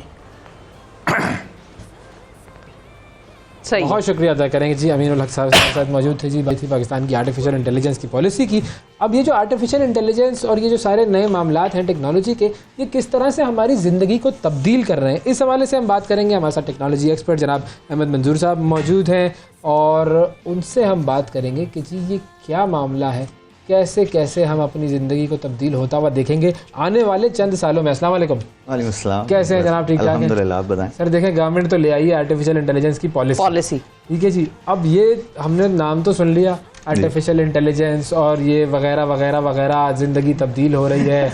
अजीब, एक लोग ना सोच रहे हैं पता नहीं हम जिंदा भी रहेंगे या नहीं जिंदा रहेंगे। रोबोट्स आ जाएंगे, रोबोट्स बन जाएंगे, रोबोट्स टेक ओवर कर लेंगे। आप यहाँ फिजिकली मौजूद होंगे नहीं, आपका रोबोट बैठा हुआ होगा, आराम से बातचीत चल। हमारी भी शायद पता नहीं नौकरियों का क्या होगा, हमारे भी कोई एवटार्स बैठे हुए होंगे। लेकिन हमारी ज़िंदगियाँ कैसे तब्दील होने वाली हैं, कौन कौन सी चीज़ें ऐसी हैं जो कि हमारी ज़िंदगियों को तब्दील करेंगी, ये थोड़ा सा हमें गाइड कीजिए। अच्छा वैसे भाई, इसके अंदर ना डिफरेंट तरह की टेक्नोलॉजीज़ हैं एक्चुअली, जो आने वाले दौर में, जिसमें से बहुत सारी हम ऑलरेडी यूज़ कर रहे हैं, जैसे क्लाउड कंप्यूटिंग या डेटा साइंसेज या इस तरह की, जो आप लोग जब सबसे बड़ी इंटरनेट यूज़ कर रहे हैं ना, यानी तब्दील किया था दुनिया। डायल-अप आया था ना, डायल-अप आया था, उससे पहले यानी 90s में आप चले जाएं, म्यूजिक का वैसे अलग ही टाटा जो होता था, ठीक है ना, वो आज भी 56K का हम लोग याद करते हैं। लेकिन आजकल के बच्चों को आप वो बताएं ना, वो रिंग वाला फोन होता था जो 5 मिनट में हाथ थक जाता था पकड़े पकड़े, ठीक है। आज फोन पे लगे रहते हैं ना, जिस तरह वो सारा टाइम सारा, तो वो तो पॉसिबल ही नहीं था उस दौर में। तो इसी तरीके से अब आने वाली टेक्नोलॉजी जैसे लाइक ब्लॉकचेन, AI, IoT, ठीक है, मेटावर्स की हम लोगों ने एक दफ़ा डिस्कशन की थी, ठीक है। देखें, 3 टेक्नोलॉजीज ऐसी हैं जिन्होंने दुनिया को चेंज करके रख देना, जिनमें नंबर 1 है IoT। अच्छा, वो क्या है और कैसे करेगा, थोड़ा सा बताएं जरा। इंटरनेट ऑफ थिंग्स है। अब उसके अंदर जैसे आपके पास स्मार्टफोन है या स्मार्ट वॉच है, स्मार्ट सिटीज का आपने नाम सुना होगा, तो इसमें लोगों को ये समझ नहीं आता कि ये शुरू में जो स्मार्ट है असल में ये क्या चीज़ है। यानी मेरा आपसे क्वेश्चन है, स्मार्ट क्या है? खूबसूरत लोग रह रहे होंगे, खूबसूरत लोग, ऑटोमेशन ज्यादा होगी, ऑटोमेशन होगी, यस दैट्स कन्वीनियंस ज्यादा होगी probably. Smart is basically abbreviation अच्छा of self monitoring analysis and reporting technology का। अच्छा, ओके। वाकई हमें जो है ना, हम उसको बस जी स्मार्ट है, जैसे बैंक इन्फो सेशंस के दौरान स्मार्टफोन है जी, पतला फोन है जी, घड़ी देखें स्मार्ट लग रही है, ठीक है ना, तो वो स्मार्ट लगने में हमारा ज्यादा फोकस है, उसको सीखने में नहीं, ठीक है। तो उसकी वजह से वाकई वो काम हो जाएगा। तो मैं अगर थोड़ी देर के लिए IoT को ये कहना शुरू कर दूं कि डेटा गैदरिंग टूल है। अच्छा, जैसे हमने पेंडेमिक के दिनों में देखा, यानी कि आपने फोन्स के थ्रू BP भी अपना चेक किया, आपने ब्रीदिंग भी चेक की, ये तमाम चीजें चेक करते रहे ना, बिल्कुल। तो वो डेटा किसी जगह पे सेव होना शुरू हो जाए और वो किसी ऐसी जगह पे सेव हो जाए जहां से आप उसको चेंज ना कर पाए। अच्छा, so that is blockchain. Blockchain सिर्फ क्रिप्टो करेंसी नहीं है, ब्लॉकचेन एक ऐसी जगह है या आप कह लें ऐसा रिकॉर्ड कीपिंग सिस्टम है जहां पे चीजें चेंज नहीं हो पाएंगी। ठीक है, ठीक है। तो एक ये आ गई, एक डेटा गैदरिंग टूल आ गया, तो मैं कह सकता हूँ ये डेटा स्टोरिंग टूल है जो ब्लॉकचेन है। देन उससे नेक्स्ट अमल आता है AI का। अब AI को अगर मैं ये कहूँ भाई रोबोट्स आ जाएंगे, दुनिया टर्मिनेटर 2 जैसी हो जाएगी, वैसा तो नहीं होने लगा, ठीक है। तो AI ने ये जो ब्लॉकचेन पे डेटा पड़ा हुआ जो चेंज मैनिपुलेट नहीं हो सकता, उसकी बेस पे वो आपकी लाइफ को ज्यादा प्रोडक्टिव बना देगा। अच्छा, ठीक है। जैसे अभी आप चैट जीपीटी यूज करते हैं, हाँ, हर बंदा यूज करता बंदा है। use अभी पिछले दिनों मैं एक जगह सेशन दे रहा था, वहां पे मैंने छोटे छोटे बच्चों से पूछा तो कहते हैं हाँ जी हमने इस पे ऐसे लिखे हैं। जी जी जी जी जी, उनकी मुझे तो लग रहा है ज़हनी सलाहियत खत्म हो रही है। नहीं, इस पे देखें, इस पे ना मैं वहाँ पे जो टीचर्स थे ना, मैंने उनको एक आइडिया दिया था, यूनिवर्सिटी से मैं बात भी करता, मैं कहा आपका पूरा एग्जामिनेशन सिस्टम बहुत बेहतर हो सकता है इससे। कैसे? एक बंदा आपको पता जो ये चैट जीपीटी से बना के लाएगा, आप उसको खड़ा करें सामने से, डिफेंड करो इसको। हाँ बिल्कुल ठीक है। टोटल पूरे सेमेस्टर में सपोज कर लें आपने कॉन्सेप्ट की बात हो जाएगी सारी, आपने 10 को जो है ना 10 वाइट पेपर्स को डिफेंड करना है। अब उसकी ज़हनी सलाहियत बढ़ रही है मेरे ख्याल में, लेकिन जो काम वो 50 मिनट में या 1 घंटे में करता था ना पहले, अब वो 10 मिनट में करना शुरू हो गया। नहीं, लेकिन फिर तो बिल्कुल ही वो जो किताबें लिखना, इंटेलेक्ट, वो लिखत पढ़त का कॉन्सेप्ट ही फिर खत्म हो जाएगा। बेसिकली डिफेंड तो कर लेगा वो, डिफेंड कर, लेकिन वो जो लिखने की सलाहियत है, वो राइटर्स प्रोड्यूस होते थे, वो पोएट्स वर्ड्स, तो बस वो डिपेंड करता है। यानी कि देखें, जब तक अभी क्या होता है, चैट जीपीटी तखल्लुस चैट जीपीटी उसी के अशार होंगे और उसी के जो है वो, देखें उससे ये हो गया ना। अब जैसे इस टाइम पाकिस्तान में सपोज कर लेते हैं, एक और आइडिया आपसे शेयर करता हूँ कि जी सपोज कर लेते हैं इस टाइम पाकिस्तान में जो रिसर्च पेपर्स हैं वो कितने शाया होते हैं जो पाकिस्तानी शेयर करते हैं, 10, 2, 3, 4। अगर हम उसको चैट जीपीटी के थ्रू करें और बाद में हम उसको उसके ऊपर हमारा नॉलेज ग्रिप भी उतनी हो, तो वो 50 पे भी तो बेसिकली राइटिंग प्रोसेस हम अपना आसान कर लें, वो आसान कर रहे हैं आप। बाद में उसमें चेंजेस आप कर सकते हैं। ठीक है, मैं इमेजिन कर रही हूँ वही तखल्लुस वाली सारी यानी आप नहीं बकायदा पोएम्स लिख सकते हैं आप। पोएम्स ये तो वो लिखता है चैट जीपीटी, यानी आप उस पर लिखें कि मगर कहाँ गालिब कहाँ चैट जीपीटी, फर्क तो खैर होगा ना। यानी मैं भी लिखूं कि जी मुझे अवैस भाई पे या मैम के ऊपर जो है ना कोई अच्छी सी यूनिक किस्म की वो बना के पोएट्री बना के वो बना देगा, हाँ, जो पूरी दुनिया में किसी जगह नहीं होगी। और उससे अगर हम कहें कि फैज अहमद फैज के स्टाइल ने बना दे तो भी बना देगा बिल्कुल। ठीक है जी। तो लेकिन आपने जो ब्रेन है ना उसको आप किसी इंटेलेक्चुअल काम पे लगा सकते हैं जी। ये रिसर्च वर्क है, तो रिसर्च वर्क से आप बच रहे हैं, लेकिन इंटेलेक्चुअल इंसान का दिमाग ज्यादा काम करना शुरू कर देगा। This is what I think. और क्या चीजें ऐसी हैं जो कि तब्दील कर रही हैं, जो आप बता रहे थे? अभी वो मेटावर्स आ रहा है जी, ठीक है, जैसे आपने अभी थोड़ी देर पहले एवाटार्स की बात की थी, तो अगर हम उसको प्रैक्टिकल लैंग्वेज में लेके जाएं कि जी उसके अंदर 2 तरह के कॉन्सेप्ट्स हैं, एक है वर्चुअल रियलिटी और एक है ऑगमेंटेड रियलिटी। वर्चुअल रियलिटी में जैसे हम यहाँ पे बैठे हुए हैं, या जैसे वो कई दफा आप टीवी चैनल पे ग्रीन पर्दा लगा होता है तो पीछे वो एक वर्चुअल रियलिटी बना देते हैं, so that's a virtual reality. ठीक है, मैं यहाँ पे नहीं बैठा हुआ, मेरा यहाँ पे अवतार यानी नजर आ रहा हूँ, ठीक है। देन इसी तरह ऑगमेंटेड रियलिटी, सपोज कर लेते हैं मैं एक यूनिवर्सिटी में जाता हूँ और वो मेरे ग्लासेस ले लेते हैं, जो आजकल आपको पता नहीं आने लगे स्मार्ट का वर्ड याद रखिएगा, ठीक है, स्मार्ट ग्लासेस आ रहे हैं। अब वो स्मार्ट ग्लासेस क्या करें, वो मेरा लें और उसके अंदर ना ओएस उसका अपग्रेड कर दें। ठीक है, जैसे ही मैं जाके पढ़ाने के लिए जाऊँ आगे, तो मुझे हर बंदे के ऊपर कुछ लिखा हुआ नजर आ रहा हो, जिसमें उसका बैच लिखा हुआ है या उसकी डिग्री लिखी हुई है या नाम लिखा हुआ है। तो इसको थोड़ा और प्रैक्टिकल करके देखें कि सपोज कर लें एफबीआर इसको वो कर लेता है, जैसे ही एफबीआर के उसमें ऑफिस में एंटर हो तो पता लग रहा हो कि इस बंदे ने टैक्स दिया हुआ कि नहीं दिया हुआ, जस्ट आइडिया दे रहा हूँ। तो ये रियल यूज केसेस है। अच्छा, आप किसी जगह से गुजर रहे हैं, विंडो शॉपिंग का एक कॉन्सेप्ट है, सारी दुनिया को पता है विंडो शॉपिंग क्या होती है। It make that reality. कैसे कि जी आप देख रहे हैं कि अच्छा ये वॉच अच्छी है, आपने उस पर क्लिक किया और वॉच आपके यहाँ पे अगर नजर आनी शुरू हो जाए तो आप ट्राई करने के एक तरह से कि कैसे लगेगी। इसको ई-कॉमर्स के अंदर ले जाके देखें कि आपने एक एवाटार बना लिया, वो बिल्कुल एज इट इज मेरी जो डायमेंशन है उनके ऊपर सही है, तो कपड़े सारे एग्जैक्टली मैं उसको ऑनलाइन देख सकता हूँ, सब कुछ चीजें चेक कर सकता हूँ। वो हमारे यहाँ अभी तक वही चल रहा ना, वर्चुअल जमीन खरीद लो। वर्चुअल जमीन खरीदी जा सकती है, उसका फायदा है कोई? देखें, अच्छा इसका भी एक प्रैक्टिकल चीज आपको बताता हूँ। अभी तो ये है ना कि वो फ्रॉड्स कर रहे हैं, लोग करी जा रहे हैं, जैसे क्रिप्टो करेंसी वगैरह को शुरू में हमारी डिस्कशन हुई थी, आपको याद होगा, तो उस पर लोग फ्रॉड्स करते हैं।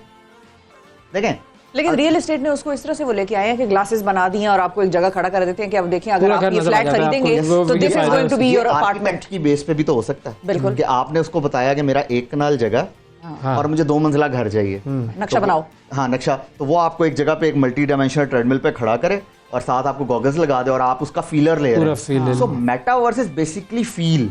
सही है। अच्छा, क्योंकि हमारे पास आखिरी 1 मिनट है तो मैं ये पूछना चाह रहा था कि जो आजकल मेटावर्स पे लोग जमीनों की खरीदो फरोख्त कर रहे हैं, ये कैसे होती है और क्या ये फायदेमंद, नुकसानदेह क्या है? ये कुछ नहीं है दरअसल, यानी वर्चुअल जमीन क्या होती है, ठीक है, इसको वही प्रैक्टिकल हम कैसे बना सकते हैं कि जी आपका असल जो घर है वो एड्रेस उसको जोड़ा जाए ब्लॉकचेन के साथ और उसको ही गूगल अर्थ पे वो कर दिया। जैसे मैंने अगर वैस भाई के घर आना है तो मुझे फौरन पता लग जाए, जैसे मैं क्लिक करूं गूगल अर्थ पे तो वो मुझे नजर आ रहा हो, तो वो असल में भी वो डिजिटली भी आपका, वो असल में भी आपका, तो वो फ्रॉड और कब्जा ग्रुप वगैरह खत्म नहीं हो जाएंगे। लेकिन ऐसा नहीं हो सकता कि मैं वहां जाके जो चीजें खरीद रहा हूँ ये ना खरीदूं, मैं वो फायदा नहीं है ना, अभी फायदा कोई नहीं है। ओके, ऐसा नहीं है कि अभी सस्ती मिल रही है ले लूं कुछ बाद में तो फायदा बाद में उसकी ओनरशिप नहीं रहेगी। आप फेसबुक के ऊपर जाके जितने मर्जी टोकन्स परचेज कर लें उसके, फेसबुक अचानक कहता है मैं बंद कर रहा हूँ फेसबुक की। अल्लाह खैर खत्म हो गई बात। चले जी, जबरदस्त। थैंक यू जी, बहुत शुक्रिया अहमद साहब, आपने वक्त दिया और हमें कुछ समझाने की कोशिश की कि दुनिया तब्दील किस तरह होने जा रही है। वक्फा लेते हैं, वक्फे के बाद दोबारा हाजिर हैं।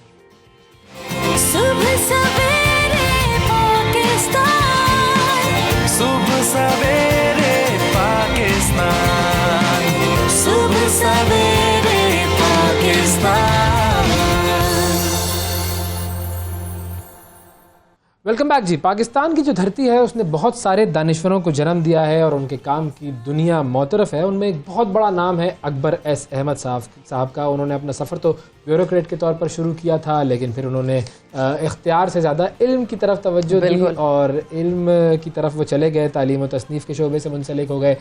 जो पाकिस्तान की बड़ी ज़बरदस्त फिल्म थी कायद आज़म के हवाले से, जिना द मूवी, वो भी उन्हीं की काविश थी, उन्होंने ही लिखी थी। और उसके अलावा मुख्तलिफ किताबें उन्होंने लिखी हैं, पाकिस्तान के लिखे हुए हैं। बिल्कुल, पाकिस्तान के सफ़ीर रहे हैं मुख्तलिफ ममालिक में और अमेरिकन यूनिवर्सिटी में इस वक्त वो प्रोफेसर हैं। और आलम इस्लाम के जो मसाइल हैं, पाकिस्तान की जो सूरत हाल है, उसके ऊपर बड़ी गहरी नज़र रखते हैं। आज हम उनसे बात करते हैं। हमारे प्रोग्राम में शामिल हैं professor doctor Akbar S Ahmad साहब। अस्सलाम वालेकुम सर। अस्सलाम। बहुत शुक्रिया सर, आपने वक्त निकाला। सबसे पहले तो चूंकि अब आप पाकिस्तान में बहुत वक्त आपने गुजारा, सारी ज़िंदगी यहीं काम किया, यहीं खिदमत की कौम की, और फिर आप चले गए ओवरसीज़ पाकिस्तानी बन गए। तो एज ओवरसीज़ पाकिस्तानी जब आप बाहर से बैठकर मुल्क की तरफ देख रहे हैं तो आजकल के हालात में क्या महसूस कर रहे हैं? बहैसियत एक ओवरसीज़ पाकिस्तानी के, जो पाकिस्तान के लिए अपने दिल में बड़ा दर्द है उसको और प्यार है, मैं समझता हूँ कि पाकिस्तान एक बड़ी तारीखी मोड़ पे खड़ा है। पाकिस्तान बहैसियत एक कौम, एक नेशन, और दो रास्ते सामने। एक रास्ता है डेमोक्रेसी का, constitution, human rights, law and order, women's rights, minority rights, और कायदे आज़म के जो तीन बड़े बड़े मशहूर लफ्ज़ थे, यूनिटी, फेथ एंड डिसिप्लिन। और दूसरा रास्ता बिल्कुल बरक्स, ऑपोजिट है, आमरीत, लॉ एंड ऑर्डर प्रॉब्लम्स, खून खराबा और क्राइसिस। तो पाकिस्तान को ये फैसला करना पड़ेगा कि किस रास्ते पे जाना चाहता है, क्योंकि इसका फिर आगे जाके बहुत इम्प्लिकेशंस है कौम के लिए। और ये कौम बहुत ही अहम कौम है, मामूली कौम नहीं है। It's a very important Muslim nation, 240 million people, it is nuclear, it is in a very important geopolitical situation in Asia. Absolutely. लेकिन सर, अब जब पाकिस्तान जो है वो अपने हवाले से जब डिसीजन करे, या फिर यूँ कहिए कि खित्ते के बाकी ममालिक से जब ताल्लुकात की बात करे या फॉरेन पॉलिसीज़ के फैसले करे, तो क्या चीज़ें ऐसी हैं जो पाकिस्तान को सामने रखनी चाहिए? जो तज्जिया लेना है अपने मुस्तकबिल का, अपनी डेस्टिनी का, अपनी तशख़्ख़ुस का, आइडेंटिटी का, it must be in the context of great power rivalry, जो पॉलिटिकल साइंटिस्ट कहते हैं ग्रेट पावर राइवलरी। अब आप देखें पाकिस्तान के इर्द गिर्द ग्रेट पावर्स हैं। एक तरफ चीन है, एक तरफ रूस है, एक तरफ इंडिया है जो emerging, it's an emerging great power, at least regional power, और ऑफ कोर्स यूनाइटेड स्टेट्स जो पाकिस्तान के साथ it has a very special relationship. So with in that Pakistan को अपना एक रास्ता पैदा करना है which will ensure its maximum security and maximum prosperity for its people. So it isn't कि वो एक वैक्यूम में काम कर रहा है। Pakistan is in a very difficult situation and has to navigate this way ahead. लेकिन डॉक्टर साहब, वे अहेड हमारा होगा क्या? हम, आपको क्या लग रहा है किस तरफ जा रहे हैं जब आप बाहर से बैठ के इस वक्त की पाकिस्तान के अंदर की सियासी सूरत हाल देख रहे हैं? तो मैं समझता हूँ कि पाकिस्तान के लिए एक ही रास्ता है, and I hope the leaders of Pakistan will take that road. At this moment there is a big crisis. Pakistan में बहुत बड़ा क्राइसिस है, पूरी दुनिया देख रही है। वो जो हमने सीन्स देखे टेलीविजन पे, रोना आता है। जो लोगों के घर पे हमले हो रहे हैं, नेशनल मॉन्यूमेंट्स पे हमले हो रहे हैं, औरतों के बालों के साथ घसीट रहे हैं पब्लिकली वीडियो पर। ये तो मैं तस्वर भी नहीं कर सकता था कि मैं इमेजेस देखूंगा, क्योंकि मैं देख रहा हूँ पाकिस्तानी अपने इंस्टीट्यूशंस पे, अपने लोगों पे हमले करने। और मसला क्या है? मसला है डिबेट चल रही है इलेक्शंस हो या ना हो। एक ही रास्ता सामने पाकिस्तान के, they must declare a date for elections, they must hold the elections और जो भी नतीजा है दे मस्ट एक्सेप्ट इट। ये 1971 का जो क्राइसिस था, 71 का, हिस्टोरियंस कहते हैं कि ये था, वो था, इसका कसूर है, उसका कसूर है। Crisis was of elections. 1970 में इलेक्शंस हुए, मुजीबुर रहमान जीते, and they should have got the government, लेकिन the power elite of Pakistan said no, हम इनको हुकूमत नहीं देते, इनको हम इक़्तिदार नहीं देंगे, हम अपनी मुट्ठी में रखेंगे, and result was civil war and breakup of Pakistan. So I am not saying कि एग्जैक्ट सिचुएशन अभी डेवलप है पाकिस्तान में। What I'm saying is that there is a crisis, there is a solution. Solution is hold the elections, fair and free elections. और जो भी जीते, let them solve the problems of Pakistan. Pakistan के बड़े problems है, economic problems है, law and order problems है, federation problems है. A government has to solve them.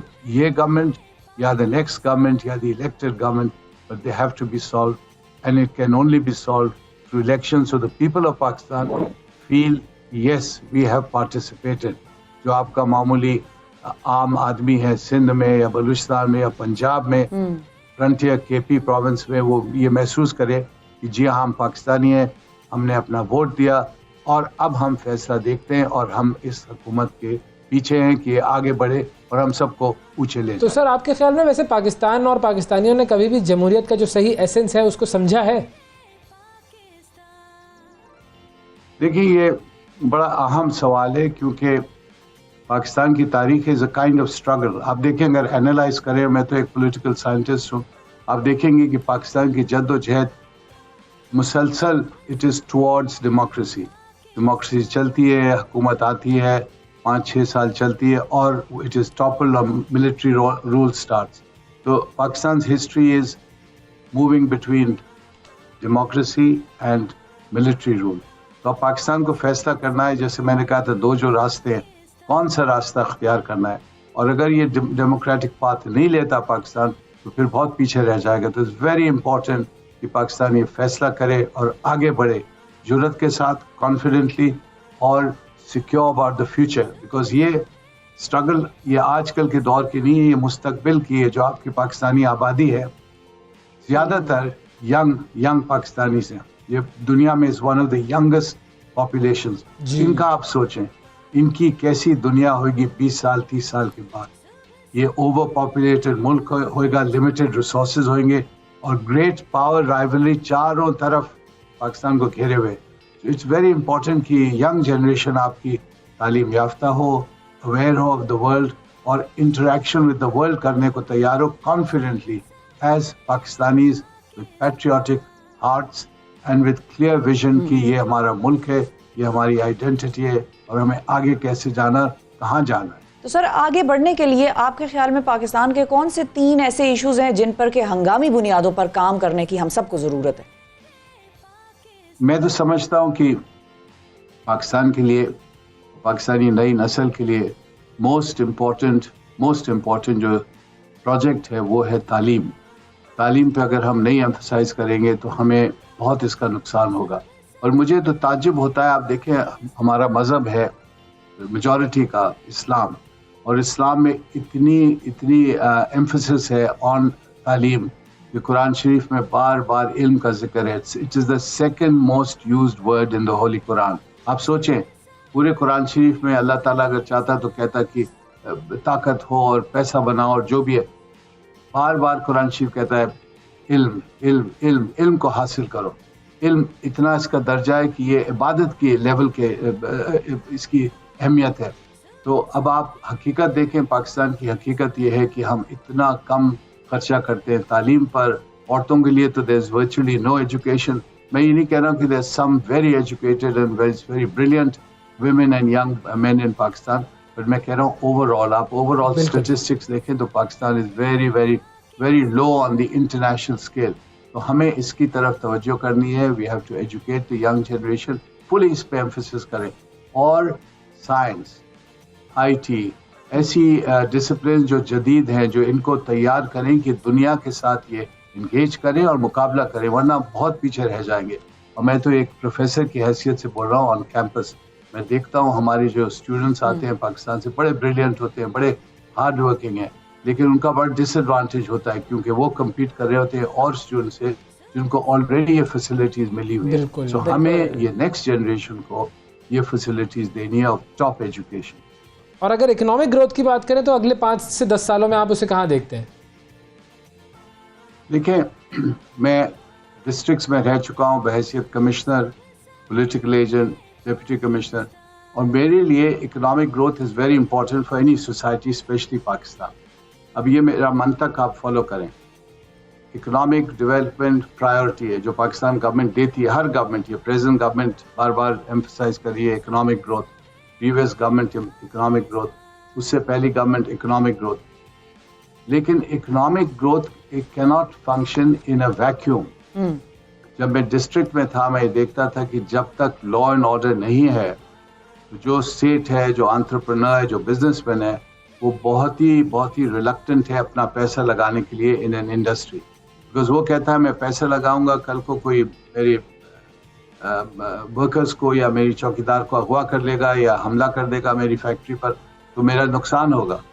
The most important thing is to have law and order, to have credibility in the districts. उसके बाद आप economic development की बात कर सकते हैं। अब आप देखें, एक मिसाल देता हूँ मैं आपको, जो सबसे बड़ा प्रोजेक्ट था, है, आई होप अभी तक है, बिकॉज उस पर भी क्वेश्चन मार्क लोगों ने कहा है, that is the belt, China belt road, belt and ये जो आपका बेल्ट एंड रोड इनिशिएटिव, जिस हाईवे के अलॉन्ग जो प्रोजेक्ट था, चाइना प्रोजेक्ट इन ग्वादर। अब ग्वादर में बार बार ये किस्से होते हैं कि कभी चीनी को अगवा कर लिया, कभी हमला कर दिया, कभी स्ट्राइक्स हो रही हैं। इससे चाइना भी घबरा गया है, इंटरनेशनल इन्वेस्टर्स भी घबरा गए और पाकिस्तानी भी घबरा गए। So law and order is very important, और स्पेशली लोकल लोगों को, जो लोकल अवाम है। अब जैसे बलूचिस्तान में, ग्वादर में लोकल लोग हैं, मैं तो वहाँ रह चुका हूँ, मकरान में एज कमिश्नर, और बड़े अच्छे लोग हैं, बड़े तालीम याफ्ता हैं, बड़े उनमें हुनर है और अवेयरनेस है दुनिया की। उनको आप इन्वॉल्व करें कि भाई तुम्हारे लिए फ़ायदा है इसका, इसमें तुम्हारा ये फ़ायदा है, प्लीज़ पार्टिसिपेट एज पार्टनर्स। और जब तक ये नहीं होएगा और अगर लॉ एंड ऑर्डर प्रॉब्लम रहता है तो तरक्की नहीं हो सकेगी। तो मेरे लिए economic development is very very important, लेकिन उससे पहले it must be law and order. It is like the horse and the cart.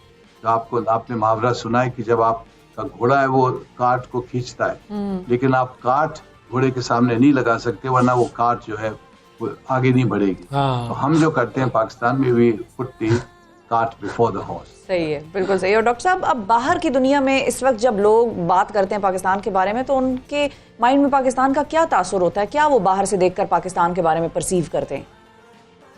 It is very important कि जो आप अपना इमेज बनाती हैं, पाकिस्तान का इमेज जो दुनिया में जाता है, दुनिया में देखा जाता है। और बदकिस्मती से पाकिस्तान का इमेज जनरली अच्छा नहीं है, ये मैं आपको कह देता हूँ। और मैं कहता हूँ लिटरली जो मेंबर ऑफ दी फैमिली। और क्यों नहीं अच्छा है? जो खबरें होती हैं दुनिया में, जो मैं ये नहीं कह रहा हूँ सही है नहीं सही है, मैं कह रहा हूँ कि दुनिया में जो छापते हैं लोग खबरें, वो पाकिस्तान के ताल्लुक से बस सिर्फ नेगेटिव होती है। किसी ने किसी पे हमला कर दिया, किसी को मार दिया, कोई वायलेंस है, कोई औरत पे जुल्म हुआ। अभी मुझे मेरे दोस्त हैं डॉक्टर जेम्स शेरा, क्रिश्चियन लीडर हैं ये पाकिस्तानी इन ब्रिटेन, उनका फ़ोन आया कल कि उनके चर्च पे गुजरांवाला के हैं और बहुत बड़े मुहिब वतन है, बड़ा उनको प्यार है पाकिस्तान से, खुसूसन कायदे आज़म से, और अभी उनको अवार्ड भी मिला है पाकिस्तान में। तो इनके गांव में गिरजा है गुजरांवाला और उस पर हमला हुआ है, लोगों ने हमला किया उसको। तो ये बड़े उनको मायूस थे, कहने लगे कि देखो इंडिया में ये हो रहा है, ईसाइयों पे हमले हो रहे हैं, अब ये पाकिस्तान पे शुरू हो गया। तो ही वॉज वेरी अपसेट। तो मैं रिक्वेस्ट करता हूँ हर पाकिस्तानी से कि वो एहसास उसको ये होना चाहिए कि वो वैक्यूम में नहीं रह रहा है। पूरी दुनिया देख रही है पाकिस्तान को और स्क्रूटनाइज कर रही है एक मैग्नीफाइंग ग्लास के नीचे। जो चीज़ निकलती है पाकिस्तान से वो बाहर दुनिया में उसको उठाती है और अनफॉर्चुनेटली अगर नेगेटिव होती है तो उसको फिर और उछालती है। अब आप देखें अभी ये जो रिसेंट हुआ है, अब मैं आई am not making a political statement, जो लेके आप अपने फॉर्मर प्राइम मिनिस्टर को अदालत में गिरफ्तार करते हैं, उसको धक्के लगाते हैं, थप्पड़ मारते हैं और उसके साथ जो सलूक करते हैं, that is not how civilised countries behave with their leaders. अच्छा है बुरा, ही इज़ योर लीडर, जो भी है, वेदर इट्स हिम और नवाज शरीफ है, जो भी लीडर आपका, unless you have a civil discourse against civil इज्जत और एहतराम से आप एक दूसरे को ट्रीट ना करें, तो उसका फिर नतीजा ये होता है कि दुनिया में लोग कहते हैं कि देखो ये पाकिस्तानी है। तो इसलिए मैं कहता हूँ कि वी मस्ट अप्रिशिएट रिस्पेक्ट। कायदे आज़म का ये हाल था कि जब वो महात्मा गांधी जब असैसिनेट हुए, कायदे आज़म ने 4 दफ़ा लफ्ज़ इस्तेमाल किया ग्रेट महात्मा गांधी, ग्रेट। तो मतलब है this is the standard of behaviour that we must copy, to respect each other and behave each other so that young generation feels कि हाँ इस मुल्क में, इस डेमोक्रेटिक स्ट्रक्चर में हमें आगे बढ़ना है। सर फाइनली जो कि कायदे आज़म की बात है, तो क्या इस नेशन को मैसेज देंगे, या यूँ कहिए कि कायदे आज़म का हमारे लिए सबसे अहम पैगाम क्या था? कायदे आज़म के लफ्ज़ यूनिटी, फेथ एंड डिसिप्लिन, इनको ना छोड़ें, याद रखें और सामने रखें। बहुत शुक्रिया अदा करेंगे जी। Professor doctor Akbar S Ahmad साहब हमारे साथ मौजूद थे, one of the leading intellectuals of the world. और पाकिस्तानियों के लिए फ़ख्र की बात है कि पाकिस्तान से उनका ताल्लुक़ है, लेकिन बस ऐसे लोगों से फ़ायदा उठाना ज़रूरी है, ऐसे लोगों से मिलना, ऐसे लोगों से बात करना और ऐसे लोगों को समझना। और जिन्ना साहब के ऊपर जितना काम इन्होंने किया है, वो बच्चों की जो इन्होंने किताब लिखी है कॉमिक बुक की फॉर्म में बच्चों के लिए कायदे आज़म के ऊपर, वो इतनी खूबसूरत, इतना कमाल का काम है। हर घर में वो किताब होनी चाहिए। एक जिन्ना साहब के और एक फिर इस्लाम के हवाले से जो कॉन्सेप्ट्स क्लियर किए हैं इन्होंने बाहर की दुनिया के लोगों के माइंड में जो हैं, वो भी बहुत कमाल काम है। उसके लिए भी इनको खराजे तहसीन देना बनता है। ब्रेक लेते हैं जी, ब्रेक के बाद दोबारा हाजिर होंगे। सुबह सवेरे पाकिस्तान, सुबह सवेरे पाकिस्तान, सुबह सवेरे पाकिस्तान। वेलकम बैक जी, वेलकम बैक। कजाकिस्तान दुनिया के खूबसूरत तरीन मुल्कों में शामिल है, one of the most beautiful countries in the world. रकबे के हिसाब से सबसे बड़ा जी इस्लामी मुल्क है, सबसे बड़ा, यस, दुनिया का 9वां बड़ा मुल्क है अदरवाइज। और बहुत सारी ऐसी चीज़ें हैं वहाँ की जो हम सबको वहाँ जाकर देखनी चाहिए। पाकिस्तान और कजाकिस्तान का जो रिलेशनशिप है उसको मजबूत कर रहे हैं पाकिस्तान में कजाकिस्तान के सफ़ीर जनाब यरजान कस्टफिन। आज हमारे खुशनसीबी हमारे साथ मौजूद हैं वो। अस्सलाम वालेकुम सर। वालेकुम अस्सलाम। गुड अल्हम्दुलिल्लाह good. Thank you for inviting me. Thank you. Morning. Sir, so we met you yes earlier also in our show, and it's been like 2 years now in Pakistan. Yes. How has been your stay in Pakistan, and what are the initiatives that you have taken for betterment of the relationship between? So I think that we are on the right track. Last year we organized a number of events for the first time in the history of our bilateral relations. For example, in December we organized a visit of the delegation from the Parliament of Kazakhstan, headed by the Speaker of the Lower Chamber. It was first ever delegation of such a high level. So the main idea is to develop our parliamentary cooperation. And again, for the first time, we held the session of our friendship group at the level of the National Assembly and the Majlis of the Parliament of Kazakhstan. Last year, we established so-called the Alumni Association of Kazakh universities. The idea is to maintain and strengthen ties with those people who graduated from our universities, within the last 3 decades.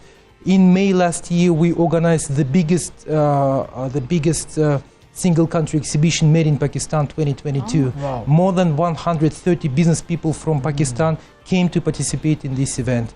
Again, the same month we organized a conference dedicated to the legacy of Allama Iqbal in Kazakhstan. Wow. It was the first ever conference organized dedicated to your great thinker. People know not him only and in Kazakhstan. read him in Kazakhstan? Not only in Kazakhstan but in the entire Central Asian region. So a lot of events took place. And what are the plans coming in the future? Yeah, sure. So this year we opened our Kazakhstan house in Lahore. Next month we are going to open honorary consulate in Karachi. At the end of June, inshallah, we want to launch direct flights from Almaty to Lahore and then from Almaty to Karachi. So finally we will be able to enjoy direct, so how is the tourism between two countries? This is the issue. In the mid of July, we are planning to organize a forum dedicated to cooperation in tourism in Kazakhstan and Turkestan. Turkestan is our cultural capital. I met several times with the commissioner of Lahore. So our idea is to establish twin cities between Lahore and Turkestan to develop our cultural ties. So I do believe that apart from our focus on the federal government, we should also focus on developing cooperation at the regional level. City to city. Yes, sure. City to city, regions to regions. So this is why I'm traveling on regular basis to different regions. And for example, this Sunday I'm traveling to Multan. Oh, you're going to Multan. Yeah. So, what city have you been most inspired by in Pakistan? Lahore. Lahore. You know, whenever I What visit about Lahore? Bachahi Mosque. Bachahi Bachahi Mosque. Mosque. It's the cultural beautiful. And what about the food? Food, you know, delicious, but sometimes it's a bit spicy for us. Oh, wait, yes. Yeah, yes. yeah. What about the trade and commerce and economic activities that can be explored?